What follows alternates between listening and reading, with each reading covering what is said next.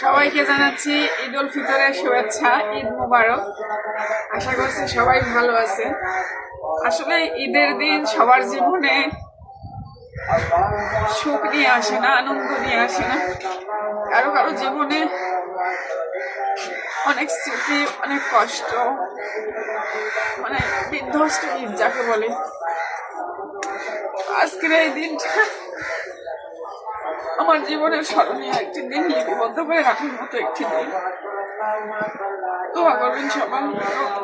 আজকে ঈদের দিন হচ্ছে ফার্স্ট টাইম আমার ৬-৭ বছরের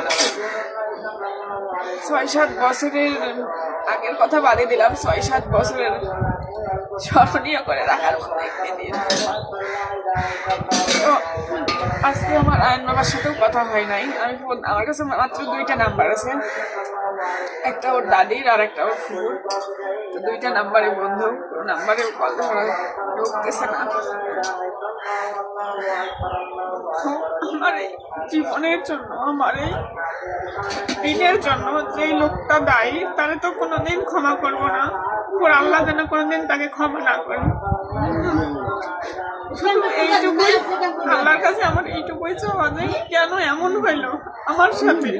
আমি তো তার প্রতি অনেস্ট ছিলাম, কোনো কমতি ছিল না তার প্রতি আমার। তারপরে ওই লোকটা এখন পর্যন্ত এত বাজে বাজে কথা বলতেছে, হিসাব ছাড়া দুনিয়ার বাহিরে, যেগুলা মেনে নেওয়া খুবই কঠিন, খুবই অস্বাভাবিক। ভালো থাকবে।